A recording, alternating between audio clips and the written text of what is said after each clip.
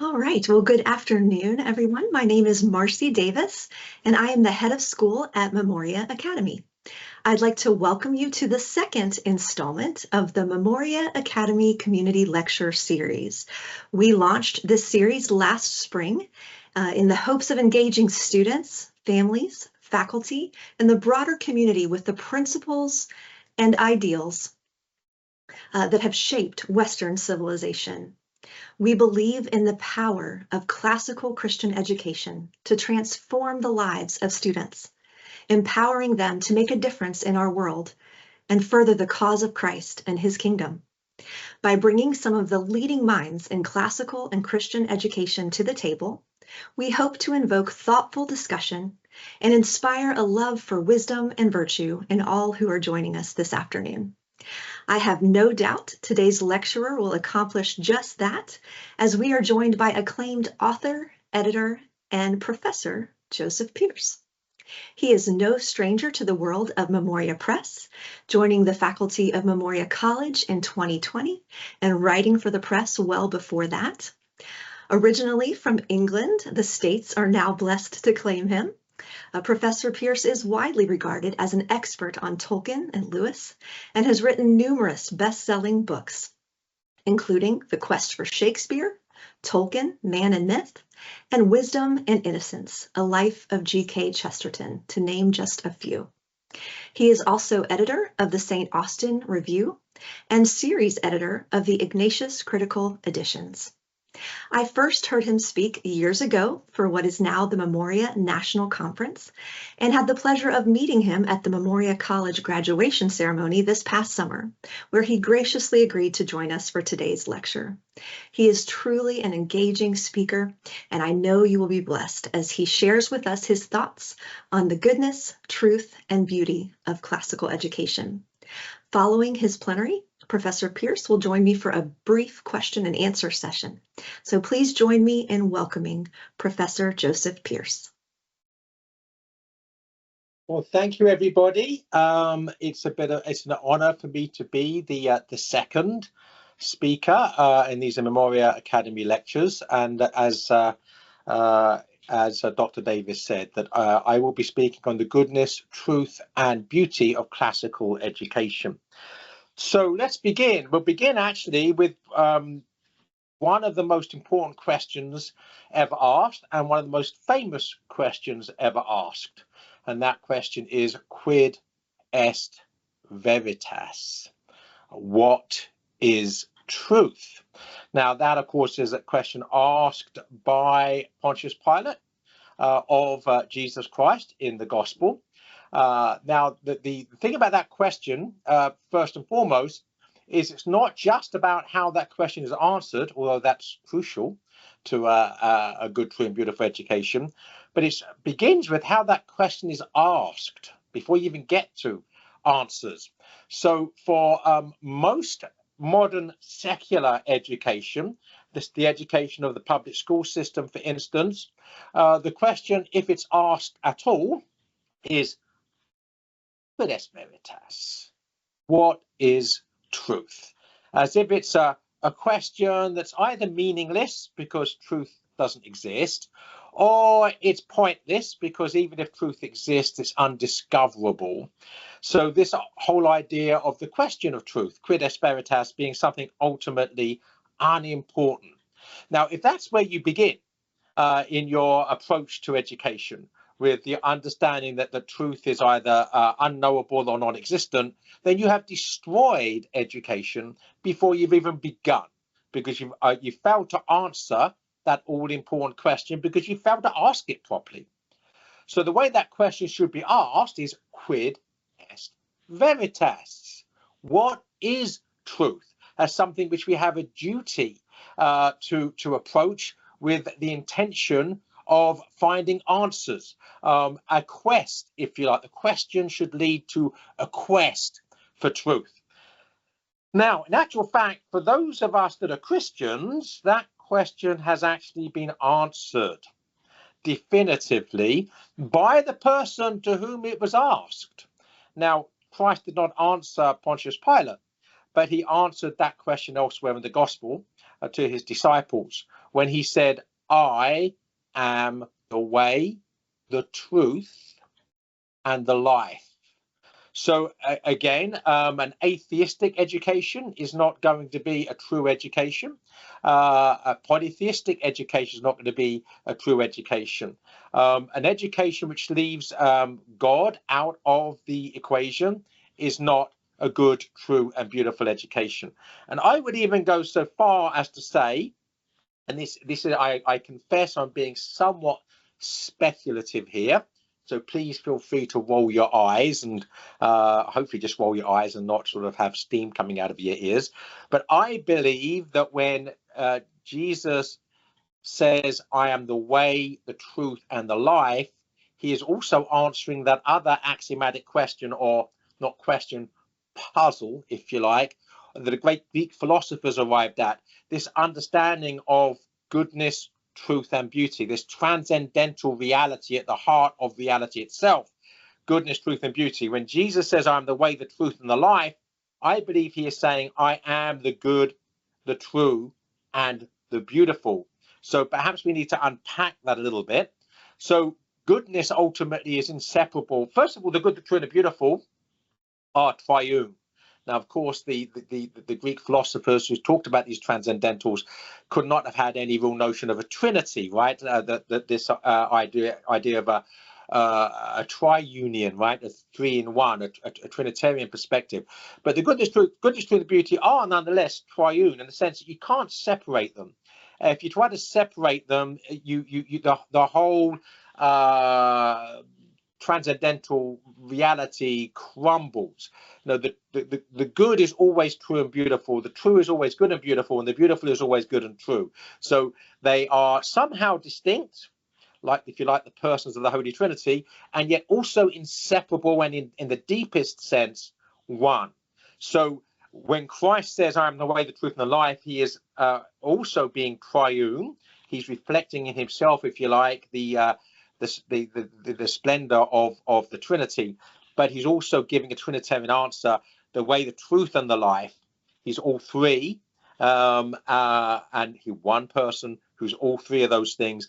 And as I say, I think that is a representation of goodness, truth, and beauty.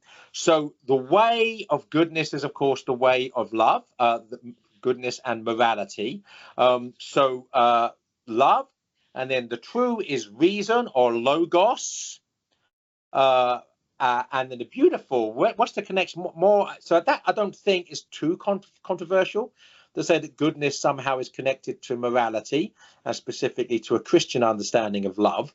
And nor do I think that when Christ says, I am the truth, that we're not going to quibble about whether that is the true in the good, the true, and the beautiful, the logos. But the beautiful as being somehow connected to life. Now that is a bit more complex, or should we say less obvious. I'm going to say very briefly now, and I'll return to it. The reason I think that the beautiful and life are synonymous is that beauty is the life of the Creator in his creatures, in his creation. Now, this is not organic life or biological life. This is the life of God's presence. So a sunset is beautiful. A mountain, there's a beautiful poem by Samuel Taylor Coleridge, A Hymn Before Sunrise in the Vale of Chamonix, where he's looking at a mountain. These are not animate in the sense of biologically alive, but they certainly are animate in the sense that God's life is present in their beauty. But the thing about beauty is not just the life of the thing, but it's necessary to have the life of the beholder of the thing. In other words, if we have no life in us, we will not behold the beauty in something. We will either ignore it or not find it beautiful at all, or not find it important. Whereas the actual fact that the beauty is only experienced when the beauty present in the thing beheld is also, so the life present in the thing beheld is also present in the beholder. So this mystical connection of beauty and life, the beautiful and life. Okay, love, logos, life. So before we unpack that a bit, another question we have to ask if we're going to achieve a good, true and beautiful education, after asking the axiomatic question quid est veritas, we have to ask another crucial question: who are we? That question, there are various answers to that. And if we get our anthropology wrong, if we get our understanding of ourselves wrong, we will get education wrong. So, for instance, modern labels for us include the so-called scientific label Homo sapiens, which is a very modern understanding of who we are, and it's also a very silly, I would even be tempted to say stupid, label for who we are. It's, by the way, a very modern label. It's just over 200 years old. It was the oldest known use of that phrase for who we are is the early 19th century. So Homo sapiens means literally wise man. So in other words, that we are defined by our wisdom. Well, all that I can say is that whoever came up with that label for us knows nothing at all about who we are or about who we've been. In other words, about human experience and human history, because every single generation of humanity from the earliest times makes the same mistakes as every previous generation, because we always think we know better than previous generations and we refuse to learn the lessons of experience. You can call that all sorts of things if you like, but wisdom is not one of them. So Homo sapiens is a really dumb label for who we are. And to be fair, if that's the correct way of phrasing it, to the people that gave us that label, they did not know the difference between wisdom and cleverness. They probably mean something like homo techni, right? A man who has technique, who's clever, that we have tools. We're separated from the animals because we are smarter than they in terms of cleverness, inventiveness. Well, that's fine, but that's not the same thing as being wise. So J.R.R. Tolkien, that great philosopher Tolkien, in that wonderful, very deep work of philosophy, The Hobbit, the narrator says that goblins make no beautiful things, but many clever ones. And it's not unlikely that they are responsible for many of the inventions that have cursed our own world, especially ingenious devices for killing large numbers of people at once. Right? So nuclear bombs are extremely clever, but it's somewhat a moot point about whether they are wise. So Homo sapiens is a not very smart label for who we are. Another even more modern label for who we are is Homo economicus. In other words, that we are merely economic units. We are cogs in the economic machine. Our only purpose in life is to produce and consume wealth. Again, that's a very reductionist understanding of what the human person is.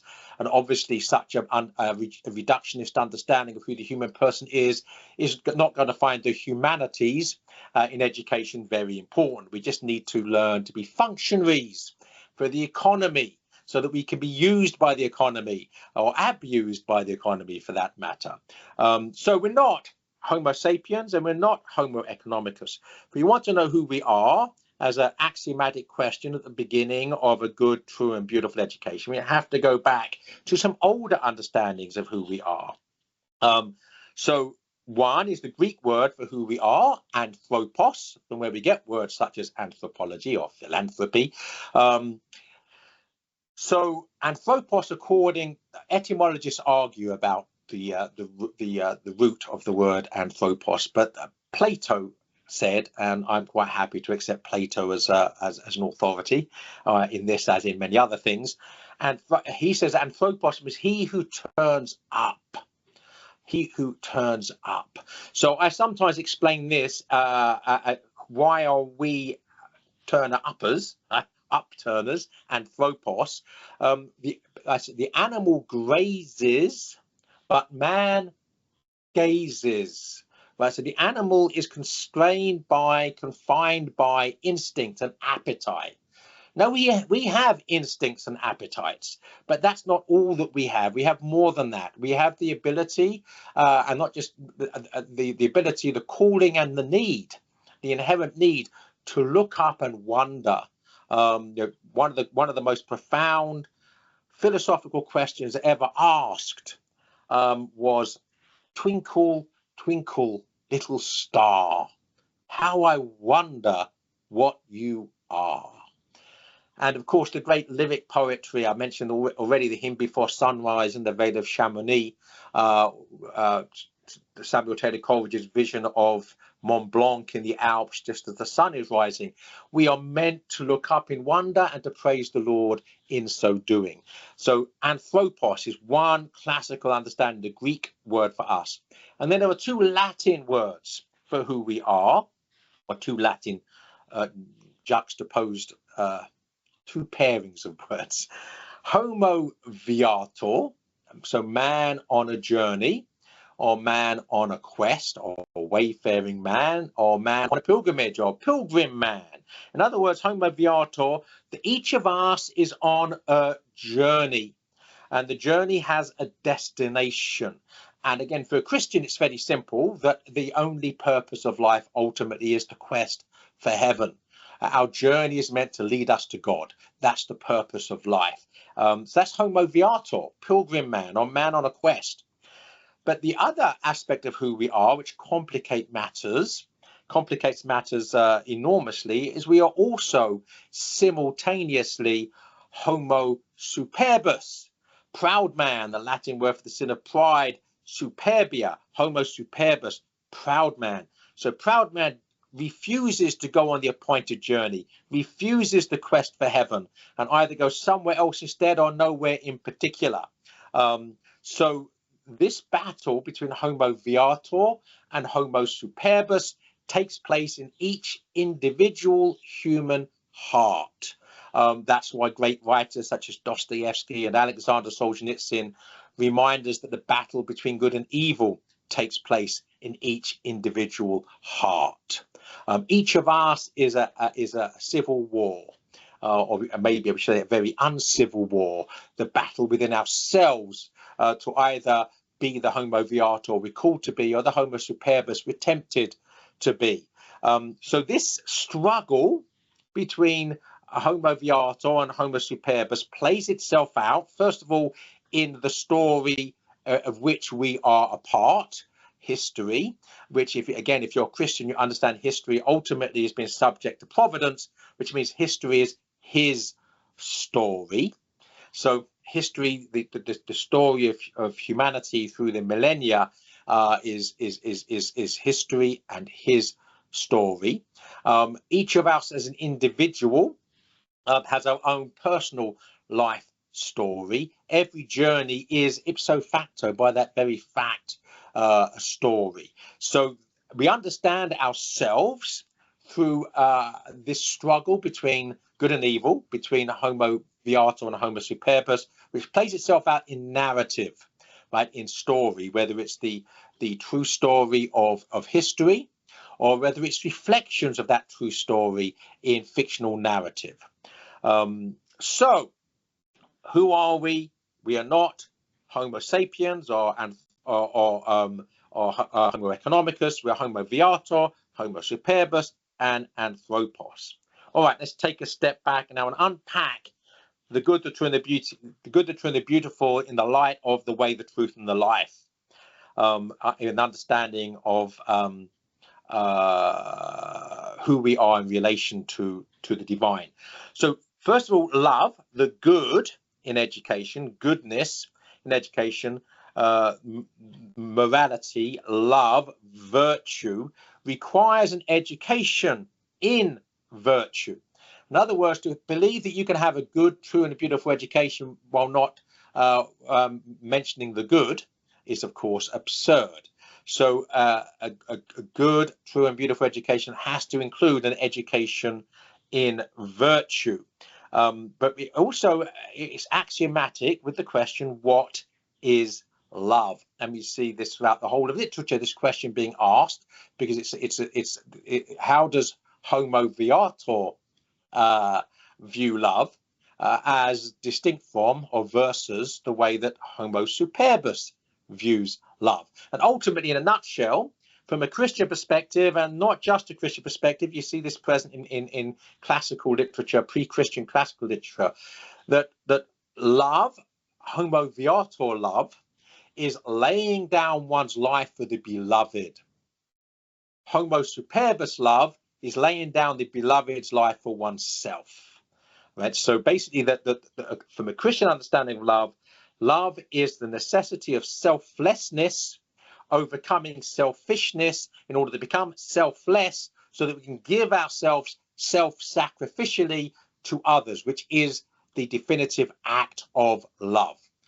If you believe instead in pride, homo superbus, then ultimately love is about doing what you want, and to hell with the consequences, including to hell with the impact it has on others.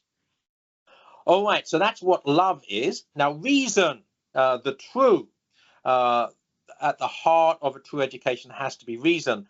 And one thing we have to insist upon is the fact that fides et ratio, faith and reason, are indissolubly married. They can't be separated any more than the good, the true, and the beautiful, or the way, the truth, and the life can be separated. They're triune. Well, fides et ratio are like a marriage, right? That the two become one flesh. They can't be dissolved. They can't be divorced without chaos ensuing. So, what Chesterton, when someone said to Chesterton, Chesterton responded to someone who said that religion and theology are not the same thing. When the church is controlled by the theologians, religious people stay away. Chesterton merely responded that theology is that part of religion which requires brains. Right? Theology is a knowledge of God, God's ratio, and of course, you know, if one thing we need to know is who God is and our relationship with Him, which is why theology was called the Queen of the Sciences. So this now brings us back to the fact that what are the sciences? Because we have a very truncated understanding of what the sciences are today. For the modern world, the sciences means literally the physical sciences, the study of those things which are ultimately taking the scientific method to the physical cosmos. It's become somewhat complicated with the latest discoveries in cosmology and in physics, which are very mathematical and theoretical, and you can do what you like to try to measure a quark. Good luck. So anyway, that's another matter. But what we now call the physical sciences was what the medievals called natural philosophy. In other words, philosophy, philosophia, the love of wisdom to be found in nature, right? So physics, right, in the philosophical understanding of the word. But beyond physics is metaphysics, things such as goodness, truth, and beauty, which can't be quantified. They can't be cut into pieces or weighed or measured, because they transcend this purely physical aspect of things. So science needs to be understood in its fullness as branches of knowledge. The word scientia in Latin simply means knowledge. So in this broad and true sense of the word, scientia is all branches of knowledge. So that's why the medievals called theology the queen of the sciences. An understanding of God is the most important thing of all. If we get that wrong, we're going to get everything else wrong. Then philosophy, the love of wisdom, is a science. History, the knowledge of the past, is a science. If you don't know where you've been, you won't know where you are. And if you don't know where you are, you can't know where you're going. So a knowledge of the past, knowledge again, scientia, scientia of the past is necessary. All right, but what about things such as literature? Obviously, I speak as a literature person, or We could say the same thing about music or the visual arts or architecture. All right, this brings us to the beautiful. First, before I say that, however, let's look at what Tolkien says about fairy stories. They hold up a mirror to man. They show us ourselves. How does God show us himself? How does he reveal himself? Revelation. In the deepest sense, by entering his own story. We have salvation history, which is fulfilled in the incarnation, life, death, and resurrection of Jesus Christ. And it's through that life, death, and resurrection, through showing us a story, in fact. So we make stories with words. God makes history with facts. And he enters that story, shows us the deepest truths about the divine in his own words and actions. But within that story, he tells us stories. So if you read, for instance, Hamlet by Shakespeare, you know that Shakespeare sometimes employs the play within the play. Other people do it. Homer does it. The whole of the Divine Comedies are plays within the play. So, but within the gospel, there is the play within the play, because Jesus Christ teaches us some of the most important lessons through the telling of fictional stories, such as, for instance, the parable of the prodigal son. Now, that story is so true, irrespective of whether the prodigal son ever really existed or whether he's a figment of our Lord's imagination, whether he's a fictional character. The fact is that whenever we hear that story or read that story, none of us for 2,000 years say the prodigal son is like us. We say we are like the prodigal son. So in some sense, he's the archetype of which we are mere types. In some sense, therefore, he is more real than we are, because he is the thing or the person, fictional or otherwise, by which we measure ourselves. So this is the power of literature as a science, as a branch of knowledge. But let's now get back to beauty about this. We are, amongst other things, the imago Dei. We're made in the image of God, and there are various ways we can work out how is that. Ultimately, how do we differ from our fellow creatures? Obviously, we are able to love. We can overcome selfishness and appetite by self-sacrificially laying down our lives for others, love or goodness. We can reason. We can work out how far the sun is away from us. We can work out how long light takes to get to us from the sun. We can maybe work out what sort of elements are in the sun. We can do that because we look up in wonder. We can also look up in wonder by making scientific measurements, or we can write a sonnet to the sun, as the poet Roy Campbell did. The first part of which, "Oh, let your shining orb grow dim, of Christ the mirror and the shield, that I may gaze through you to him, see half the miracle revealed." So we can write sonnets. Now, that means that beauty is the use of the imagination, imago Dei. The imagination is to do what God does. God loves.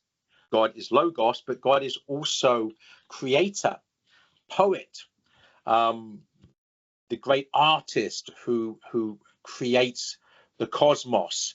So creativity of the visual arts and the literary arts and the musical arts is partaking of that divine creativity, the mark of God's image in us.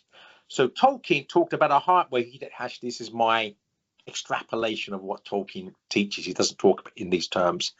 But what I call, based upon Tolkien's thinking, a hierarchy of creative value. That's what I call it. But at the top is the creator. Below that is creation.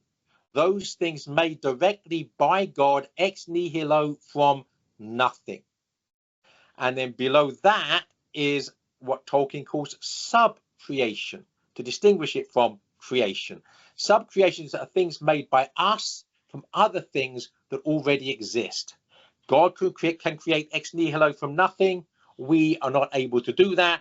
We have to create things from other things that already exist.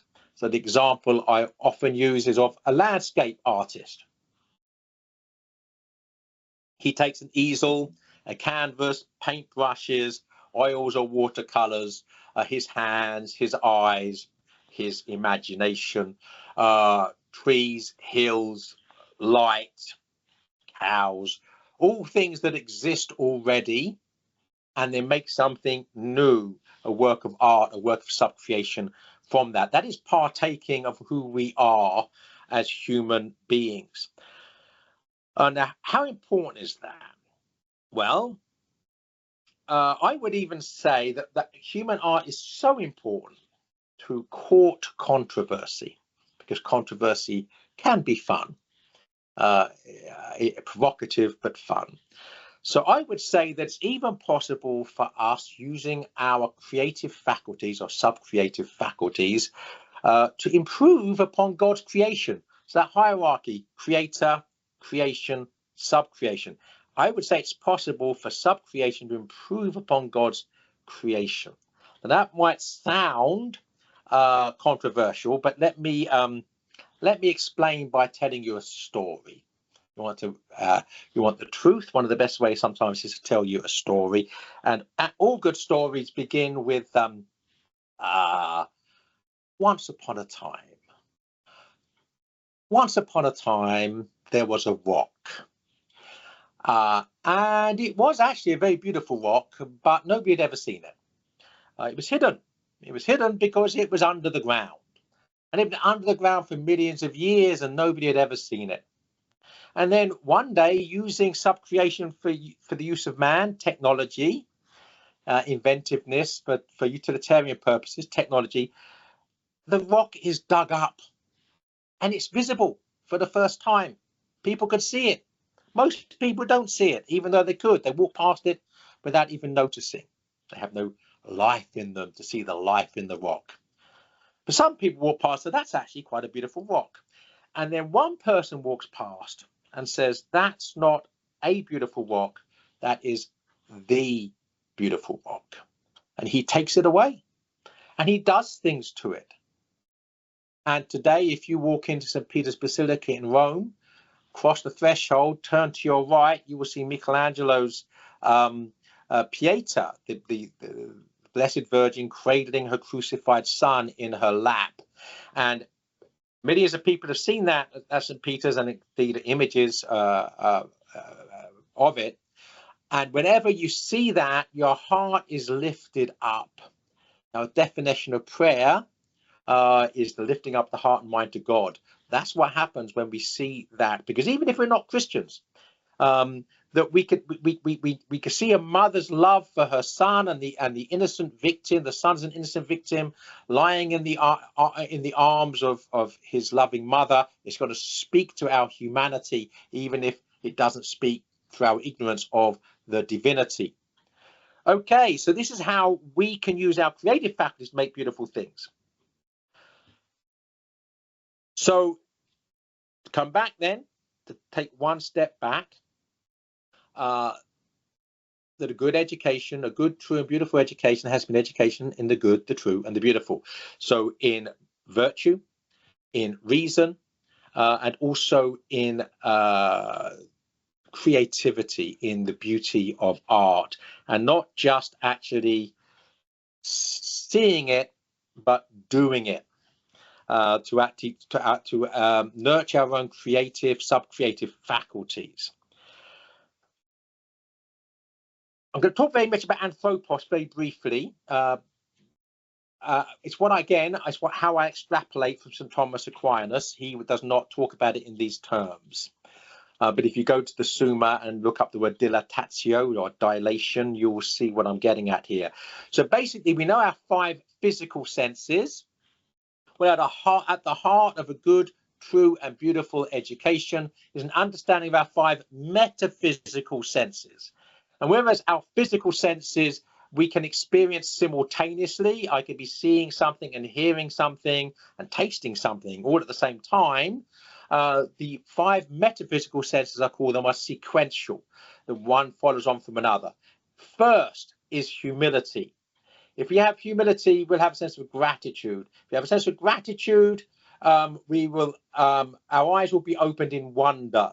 If our eyes are opened in wonder, we will be moved to contemplation. And it's only when we move to contemplation we experience dilation, dilatatio, the opening of the mind and the soul into the fullness of reality. In other words, that our life, our minds and hearts will be full of the life that's necessary to see the life in the other. So this understanding of the 5 metaphysical senses are crucial to a good, true, and beautiful education, because what is the absence of humility? Pride. If you have pride, you will not have a sense of gratitude. You'll have a sense of cynicism, of ingratitude. If you have a sense of cynicism and ingratitude, your eyes will not be open in wonder. They'll be shut tight, closed in narcissism or ideology. If your eyes are shut closed instead of open in wonder, you will not be moved to contemplation. You'll think you know all the answers already. They're in a neat ideological box, or selfish, narcissistic,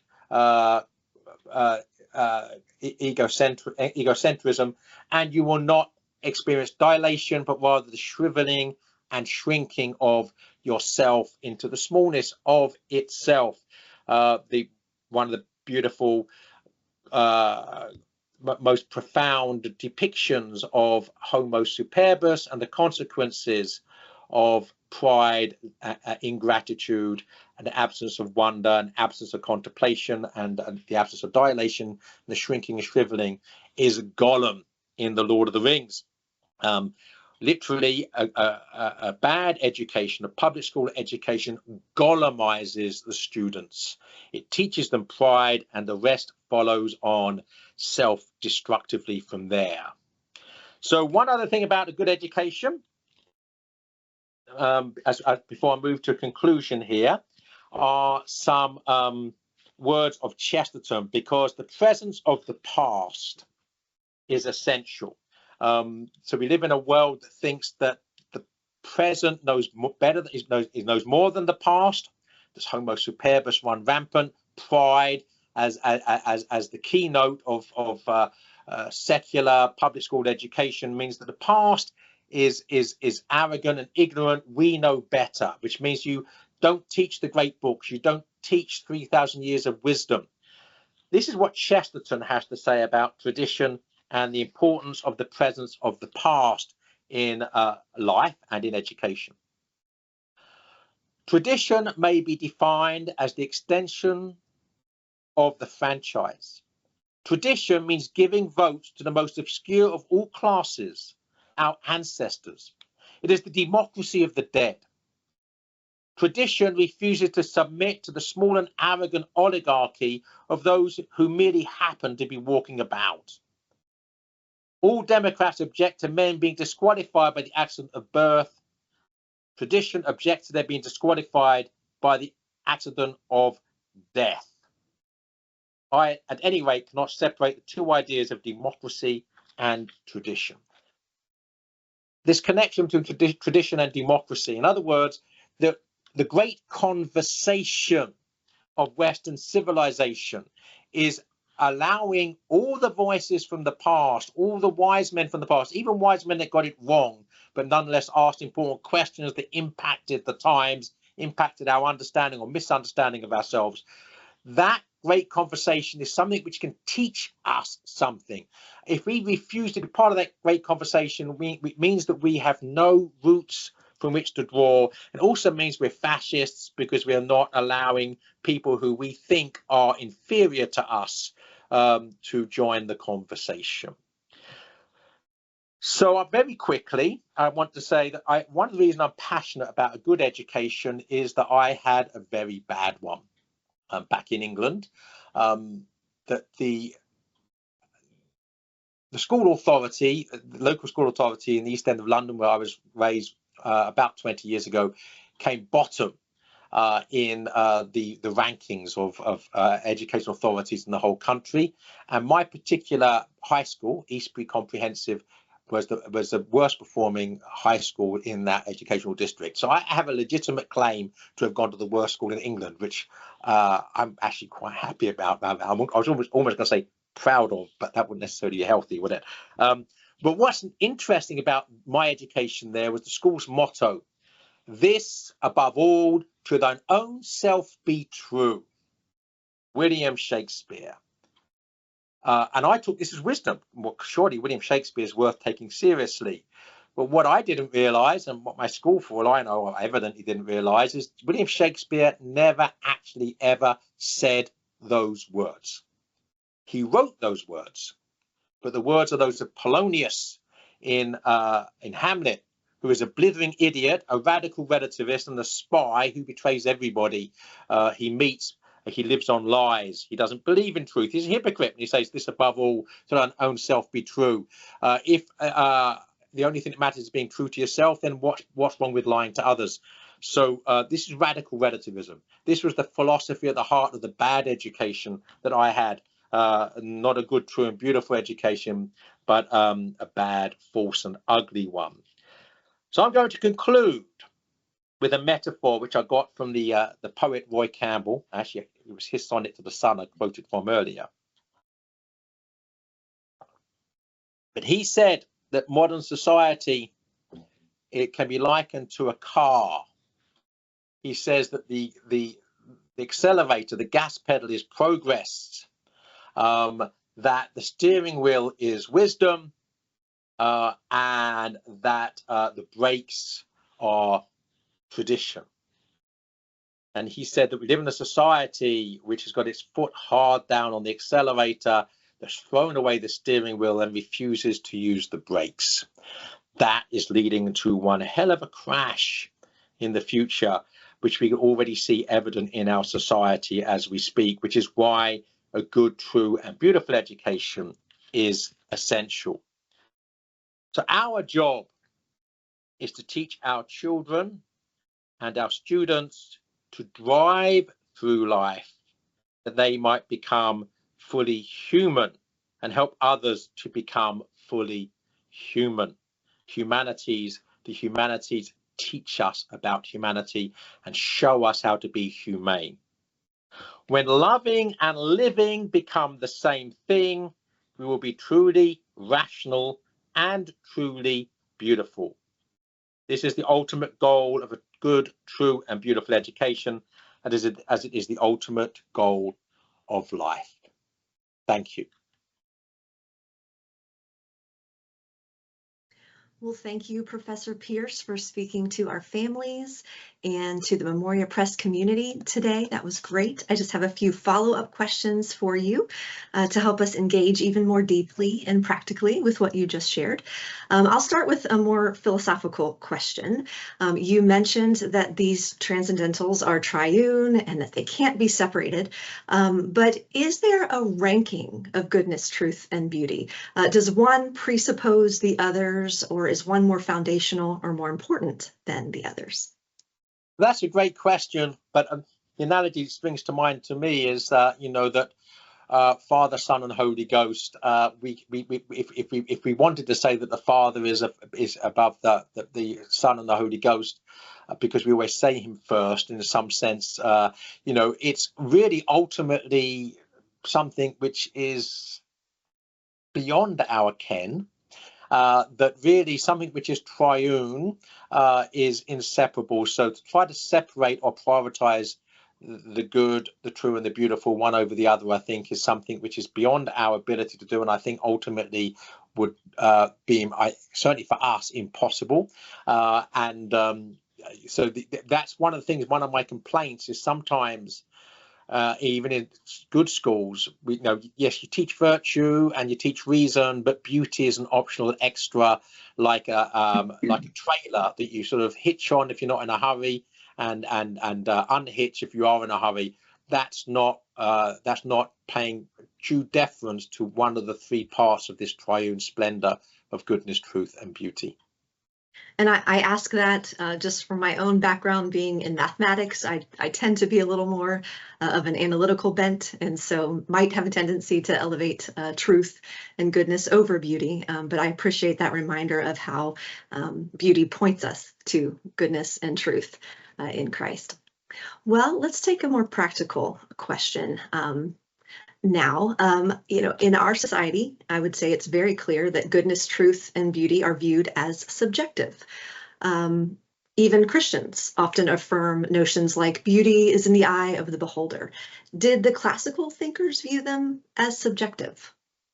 No, although there's always been, I say no, there's been some that always have, and this is part of the great conversation that that the great philosophers have always insisted on the objectivity of reality and at the necessity of us subjecting ourselves to objectivity. If we make ourselves arbiters of truth, we actually shrink the cosmos to the size of ourselves, which is ultimately absurd. That goodness, again, what is it? Either I sacrifice myself for the beloved, for the other, or I sacrifice the other for myself. Reason, either I believe that there's no difference between truth and opinion, which is where we are now, that basically, well, that's your truth. No, if something's true, it's true whether I like it or not, or know it or not, or want it or not. It just is. So and then of course the beautiful, as I've said already, that ultimately, when I say to people, if when people say truth in the eye of the beholder, you find anybody that finds a sewer more beautiful than a sunset, and you're looking at someone who's quite frankly mad. So clearly there's an objective correlative, but it's connected to the life in us so that we can actually connect with the life in other things. So how do we recover a proper sense of these terms and beauty in particular in such a relativistic age? Well, first of all, we have to stop being relativists. We have to realize that truth is not something in here, but something that transcends us and is beyond us. And either we become part of it or we excommunicate ourselves from it. And if we excommunicate ourselves from it, we're going to find ourselves in a very lonely place, ultimately the lonely place that theologians call hell, where there is nothing but ourselves, nothing but the ego. The whole of reality is us. Not us, by the way, me, because there won't be an us. So the first thing we have to understand is that the goodness necessitates and demands self-sacrifice. Truth necessitates and demands self-sacrifice, and beauty necessitates and demands self-sacrifice, all connected to humility. Without humility, we cannot actually know any of those things. The good is laying down our lives for the beloved, the other.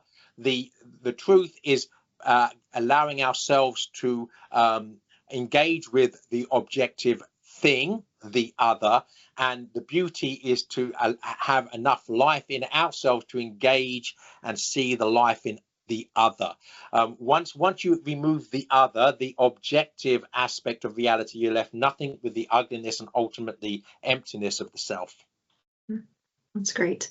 Well, as we think about how to apply what you have shared, how can the adults who are listening today cultivate a love for goodness, truth, and beauty in their daily lives? That's very, very, very good question. First of all, I would say, to be perfectly practical, we have to get away from all temptations towards narcissism. And I would say, for instance, to court controversy again, that most of us spend much more time bowing our heads over our personal devices than we do bowing our heads to God. So I would say that we need to put away at those devices much more than we do, most of us. We need to unplug. We need to disconnect so that we can reconnect. We need to obviously find time for prayer. We also have to find time for silence. I like to go out on my deck and watch the sunset or listen to the cicadas or the crickets or the frogs, and just allow that silence to wash over me. Once we start looking at devices, we are looking at a virtual reality instead of real reality. So the first thing we can do is to disconnect from virtual reality so that we can reconnect with real reality. That's great. For parents who might be listening today, what are some practical ways outside of enrolling them here at Memoria Academy that they might instill these virtues, goodness, truth, and beauty, to instill those things in their children? Yeah, well, first of all, again, it's certainly a problem for all generations. Don't allow your children to become techno addicts.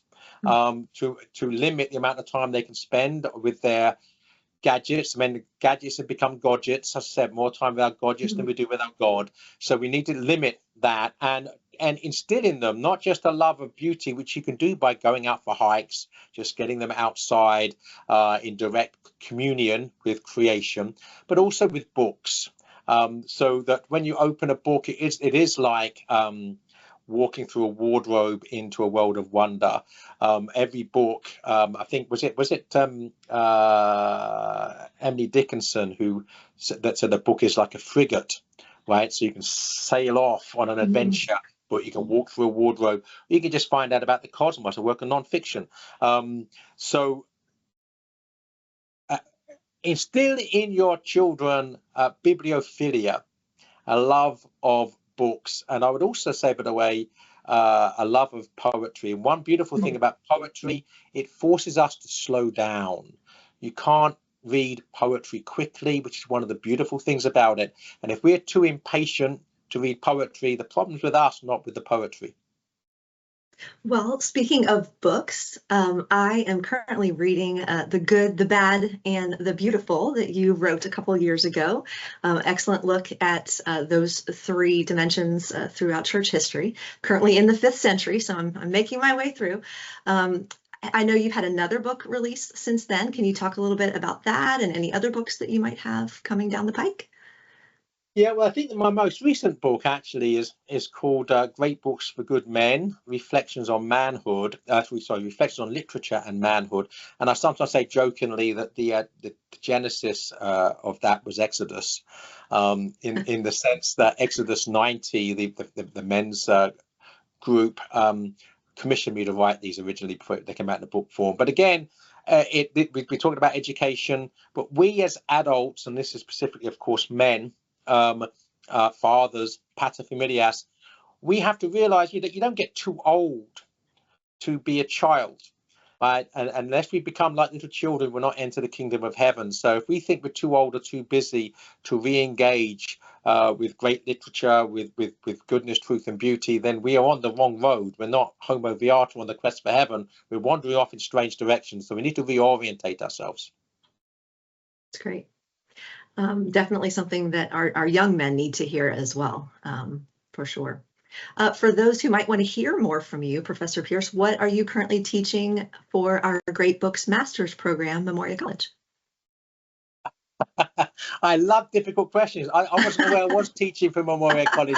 Perhaps you're using a recorded course of something I've taught in the past, but if I'm teaching something from Memoria College at the moment, it's an imposter. Because maybe not right now, but anything coming up in the future? Well, that's to be discussed with Martin Cothram. Okay. I am in the faculty, so I imagine that I will be teaching from Memoria College in the future. I would say, if I may, by the way, though, that if anybody doesn't want to see what I'm up to in terms of teaching, speaking, writing, they go to my personal website, jpearce.co. They'll see just about, I post whatever I'm doing there. So that's the way of keeping up with me.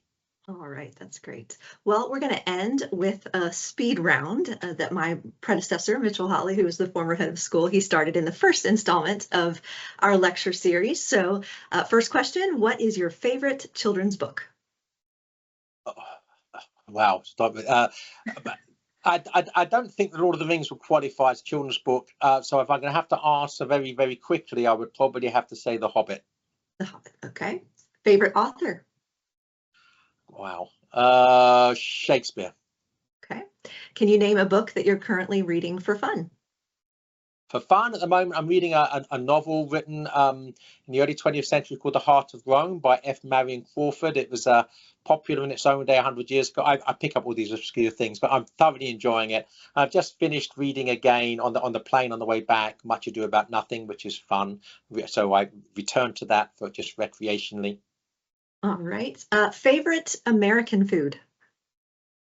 Oh, that's easy. Cajun food, Louisiana, by far my favorite American food.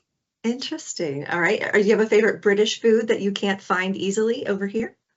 Yes, many. I love Cornish pasties. I love English ale. I think we can call that a food. I think. Right. We'll allow that. We'll allow that. Yeah, and fish and chips from a fish and chip shop in England, which is not like you get in a restaurant over here. I could carry on. Cottage pie, shepherd's pie, bangers and mash. Just carry on. That's great. And then outside of your academic pursuits, what do you enjoy doing for fun? Well, quite frankly, I mean, we have a disabled son who has Down syndrome and autism. That when I'm not working, I'm quite happy to hang out with my family and spend time with them. So I have one secular passion still, which I've not managed to forsake. It's my one addiction to secular things, and that's a love of Chelsea Football Club, English Premier League team, which I've followed since I was 7 years old. That's a long time ago. So old habits die very hard in this case. So I keep an eye on them. On the odd occasion, get a chance to watch a game, I do. So we haven't converted you to American football, huh? I was at Dallas Fort Worth Airport on Monday on my way back from California, and caught the beginning of the Falcons against the who were they playing? I'm trying to make ignorance now. They won anyway, and it was 7-7. I enjoy watching American football and have the opportunity, but we don't have a TV. We try to practice what we preach, so we don't have a TV reception. So I'm only ever see an American football game if I happen to be in a bar, which is usually when I'm at an airport. Got it. That's great. Well, Professor Pearce, this has been such an informative afternoon as you have just helped us to focus on goodness, truth, and beauty, not just in classical education, but also in the person of Christ. Thank you so much for taking the time to speak with us today. We'd love to have you back again in another installment of our community lecture series, and we'll hope that you'll consider that down the line. On behalf of Memoria Academy, I'd like to thank everyone who joined us for today's lecture. I'd also encourage you to visit our website at memoriaacademy.com to learn more about our live classes with master teachers and how we are making a beautiful classical Christian education possible for students around the world. We hope you have a great day, and we'll see you in the spring for our next community lecture.